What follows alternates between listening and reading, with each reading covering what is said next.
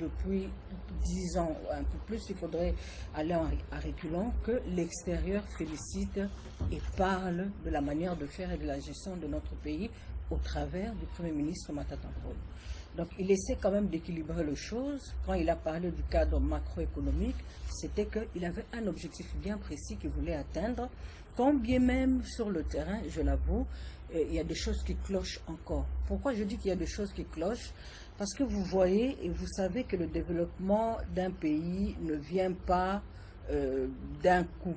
C'est un processus. Le développement appelle à un processus. Aussi vrai que le pays avait été détruit par le régime sortant, qui nous a dirigés pendant longtemps, ça va prendre du temps pour essayer de racoler les tissus. Donc pour vous, vous apportez encore jusque-là, la majorité apporte encore jusque-là son soutien à Matata Ponyo. Bon, ça c'est difficile de le dire parce que quand bien même je sois de la majorité, que je suis de la majorité, je ne participe pas aux réunions profondes pour savoir un peu qu'est-ce qui mettre à la place. Mais si je dois porter mon jugement, c'est que pour ceux qui me suivent, pour ceux qui sont en train de décider ou qui peuvent décider, il faudrait choisir l'homme qu'il faut et le placer à la place qu'il faut.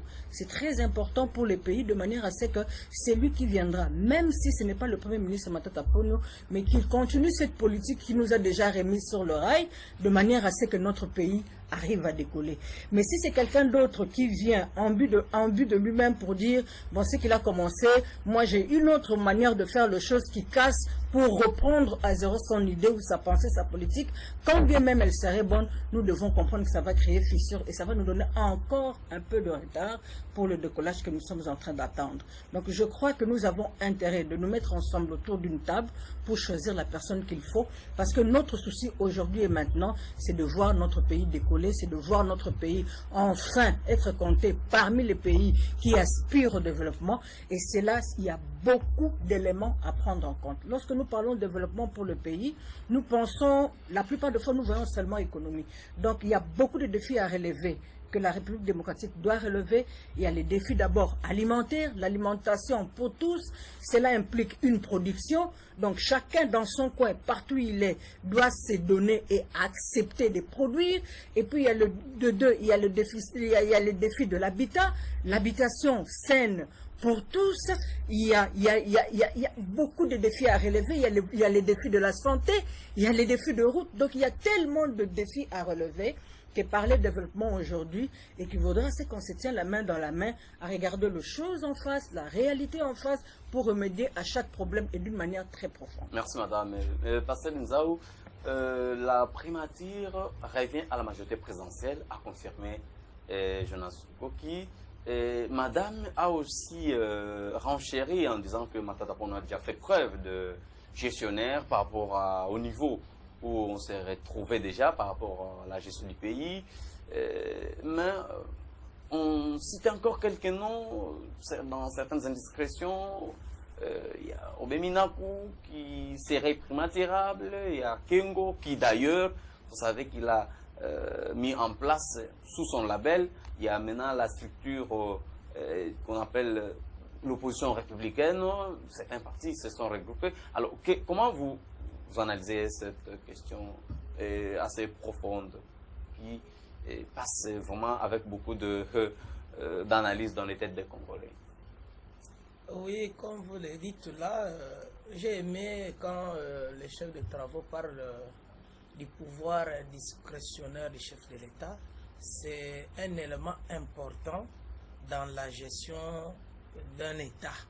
Donc le chef de l'État connaît, il a la maîtrise de tous les paramètres sociopolitiques, sociaux et puis économiques de notre pays. Il en connaît.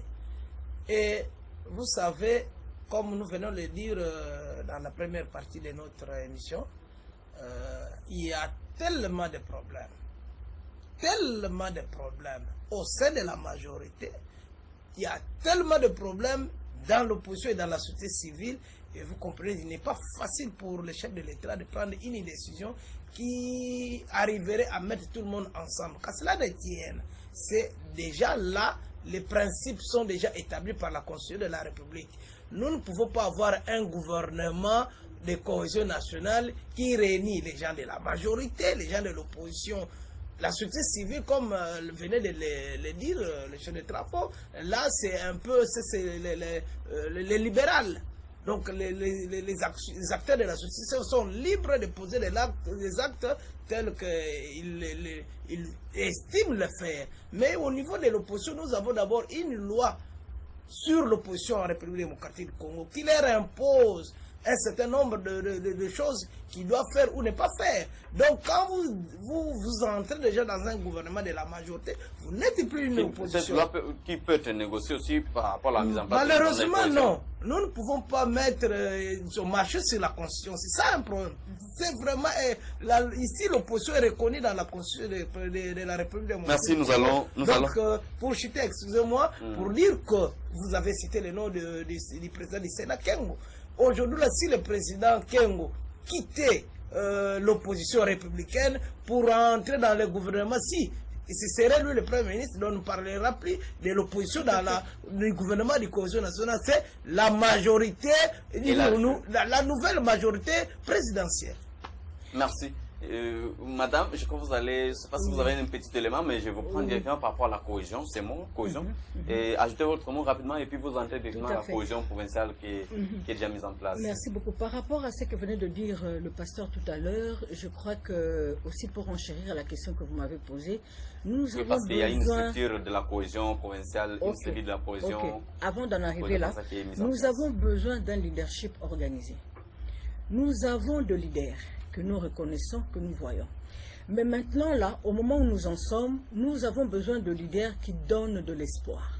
Nous n'avons pas seulement besoin d'un leader qui a une grande base, qui peut faire n'importe quoi, qui a beaucoup d'argent, mais nous avons maintenant, là, besoin d'un leadership organisé, c'est-à-dire un leader lorsqu'il s'élève, toute la population, si pas tout le monde autour, met de l'espoir ou place son espoir en la personne, comme pour dire avec elle nous sommes sûrs que nous irons de l'avant, parce que d'abord sa manière de faire et par sa probité et sa politique, nous sentons que nous allons nous en sortir. Vous voulez dire quoi concrètement par rapport? Concrètement par là, je voudrais dire que ceux qui estiment être là, ou ceux qui sont en train de se battre pour avoir un poste ou un tel autre au sein du gouvernement, doivent savoir que nous avons besoin d'eux, c'est bien, mais nous allons applaudir, nous allons encourager et nous allons soutenir ceux qui vont apporter une solution adéquate aux problèmes que la population a. Madame, que ce gouvernement aura des répercussions dans la province,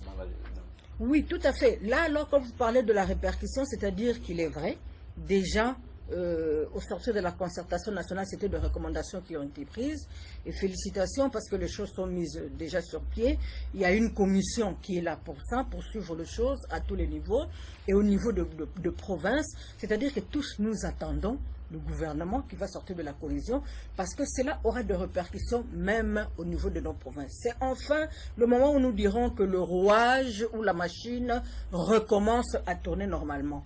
Parce que le temps que ça prend, ça nous donne à tous du retard. Le retard que cela nous donne, nous n'aurons pas à le rattraper. J'aime toujours me référer quelquefois aux Américains et aux Occidentaux qui pensent que leur manière de faire et le travail qu'ils abattent aujourd'hui, c'est le résultat de ce qu'ils veulent avoir demain. Le repos que nous avons pris, les temps que nous avons pris, nous devons comprendre que cela va nous coûter cher. Le monsieur de la société civile plutôt le pasteur venait de le dire, sur le plan économique déjà. Donc il y a des dépenses qui sont en train d'être faites, qui n'étaient pas budgétisées. Donc je me demande bien à la poche de qui cela va sortir, ça va retomber sur le trésor public de l'État. Et tout ça, ce sont des choses que nous sommes en train de décrier. Donc nous encourageons que cela se fasse le plus tôt, de manière à ce que cette cohésion vienne au niveau aussi provincial. Parce que lorsque nous parlons cohésion, nous devons être tous d'accord. Je ne sais pas si les autres ne vont pas me contredire, c'est qu'il y a problème. Il y a des choses qui grincent. Il y a mes attentes. Il y a des manières de voir qui convergent et qui divergent plutôt, mais qui ne convergent pas. Alors nous devons nous mettre ensemble pour trouver des solutions à tous ces problèmes. Ce n'est pas facile. Là où il y a des hommes, il y a toujours des problèmes. Dans une famille, vous avez 7 enfants. Soyez-en sûrs que vous avez 7 problèmes à résoudre. Oui, alors maintenant que les gouverneurs de province ont compris que ça n'allait pas dans la province, sans pourtant faire allusion à la cohésion nationale, tel qu'on est parlé, je passe là, il y a un problème des crises de confiance causées par ce qu'on a, si on met hold-up électoral et consorts, ça dépend du terme qu'on peut employer. Mais au niveau de la province, ce n'est pas là le cas, c'est notre problème qui a mis à mal cette cohésion, qu'aujourd'hui on a mis en place une cellule. Écoutez, moi je pense que, heureusement que le pasteur a la Constitution avec lui, c'est-à-dire que lorsque nous parlons cohésion, au niveau de la Constitution, dans son article 204, alinéa 10, on donne la latitude à une province de créer un service public pour venir résoudre le problème qui est crucial, le problème local. Alors, maintenant, en essayant de résoudre le problème local, lorsque le Bas-Congo vit par le truchement de son autorité morale, donc la personne de son excellence, monsieur le gouverneur de province, prend l'initiative. Non, vous savez, pour accoucher d'un enfant, je crois qu'une femme porte 9 mois de grossesse. Ça prend du temps. Il faudrait mettre un processus sur pied. Il faudrait mettre un édit sur pied. Il faudrait que cet édit soit accepté au niveau de l'Assemblée provinciale. Et nous n'ignorons pas qu'ils étaient partis en vacances parlementaires et que demain ils vont reprendre les travaux. Donc on ne peut pas enjamber quelle que soit l'importance de la chose maintenant. Il faudrait attendre que le parlementaire se mette autour de la chose, étudie la faisabilité, créer un service public et enfin nous verrons que cette structure sera opérationnelle. Donc aujourd'hui, parler de la cellule qui est là et de la structure, nous ne pouvons pas leur demander demain directement de commencer le travail. Parce qu'eux aussi doivent recueillir certains éléments. Eux aussi doivent chercher une équipe qui va travailler autour. Nous venons de le dire, c'est pas facile. Parce que vous pouvez recruter quelqu'un, vous parlez de la cohésion provinciale, croyant que cette personne va apporter sa pierre de contribution et pourtant vient combattre cette même cohésion. Donc c'est une tâche qui est difficile, cette tâche qui leur est assignée. Donnons-leur du temps. Parce que moi je me dis que c'est vrai qu'ils seront jugés par rapport à ce qu'ils nous ont dit et par rapport à ce qui sera sorti, parce qu'ils seront évalués. Merci. Monsieur Jonas, la nouvelle société civile a accueilli la nouvelle de la cellule de la mise en place de la cellule de cohésion provinciale. Comment vous analysez l'affaire? Oui, en fait, je l'ai appris, je pense, hier, avant-hier, sur une chaîne de télévision. Je m'étais demandé, en fait, la mission révolue à cette structure provinciale, de la cohésion provinciale. Et je m'étais également demandé de qui dépend cette structure. Vous venez de dire qu'elle dépend de la majorité. En fait, les attributions révolues à cette structure par rapport au ministère provincial de la cohésion. Je me suis demandé, est-ce qu'il y aura pas... elle va dépendre aussi de ces ministères provinciaux ou comment?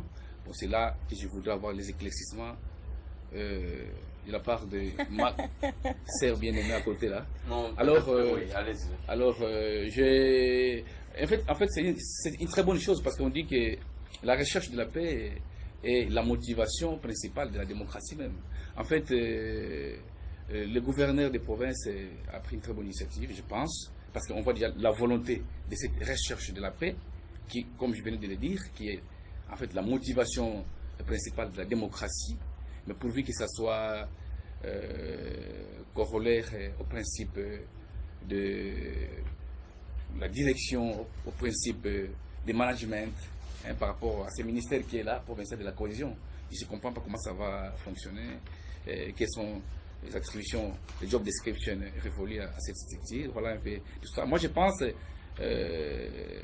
principalement à la puissance de la province. Je pense aussi principalement au rayonnement de la province, donc autour d'une vision, comme ce que je viens de dire là, la puissance de la province par rapport aux autres provinces de la RDC, les rayonnements de la province, les crédits de la province, en fait des choses comme ça qui pourront être prises comme vision principale de toutes ces velléités qui pourront nous amener à cette recherche de la paix. Merci. Et Pasteur Nzao, comment vous avez analysé? Je sais que madame aura un élément de réponse par rapport à la question que M. Jonas a posée. Et Pasteur Nzao, comment, en tant qu'analyste politique, vous avez accueilli cette nouvelle de la mise en place d'une cellule de cohésion provinciale par rapport aux problèmes cruciaux qui minent la province aujourd'hui et qui ont mis à mal cette cohésion? Merci. Je pense que sur cette matière, moi je pense que j'ai toujours placé la vérité. Hein. Je n'ai jamais eu foi aux yeux pour dire les choses telles qu'elles se présentent. Nous avons suivi les discours du secrétaire général de la cellule provinciale de la cohésion. Il y a beaucoup de choses là-bas, mais en analysant point par point, je me suis dit, c'est déjà, nous aspirons tous, nous voulons arriver à la cohésion provinciale, mais c'est déjà un couac pour nous. Le départ est mauvais. Dans la mesure où il faut avoir dans ces analyses les réflexes de suivre les actes que posent les institutions de la République à partir du gouvernement central jusqu'au gouvernement provincial. Il y a un arrêté du gouverneur, un arrêté numéro 90/BISCAB Didi modifiant et complétant l'arrêté provincial numéro 090/BISCAB 0017. Pourtant, oui, j'ai dit, je voudrais me résumer, pourtant, organisation et fonctionnement du gouvernement provincial dispose à son article 5, il fonctionne au sein du gouvernement provincial des services techniques attachés aux différents ministères provinciaux. Oui. Mais quand vous suivez les discours du secrétaire général... vous avez la même inquiétude que oui, monsieur... Tout à fait. La cellule est rattachée au cabinet du gouverneur des provinces. C'est ce qu'on nous dit. Alors s'il y a déjà un imbroglio autour du fonctionnement. Oui. Deuxième chose, nous on s'est dit quoi? Nous avons des problèmes ici dans la province. Oui. Pour mettre une telle structure, le préalable serait, il faut mettre en place une sorte de cadre de concertation. On appelle toutes les tendances, on appelle les hommes de la majorité. Au sein de la majorité, il y a des problèmes, il y a des frustrations. Ils se mettent ensemble, on met les idées ensemble. L'opposition et puis la société civile et tous les leaders religieux, les confessions religieuses. Les gens sont ensemble. Dans le cadre de concertation, on voit comment est-ce qu'on va mettre des institutions, des structures qui peuvent nous amener à la cohésion. Mais il y a un bémol encore davantage. On est en train de mettre enfreindre à la loi. Vous verrez l'article 14 de la Constitution, excusez-moi, nous sommes au mois de la femme, hein? Nous parlons de la parité. La Constitution, dans son article 14, nous parle le pouvoir veille à l'élimination de toute forme de discrimination à l'égard de la femme. Et vous verrez vous pouvez lire ceux qui ont la Constitution, tous les alinéas 1, 2, et puis 3. On vous parle de la femme, les droits de la femme. Mais ici, on met des gens dans une structure, 5 personnes, des animateurs sont des hommes. Et vous verrez déjà, par là, nous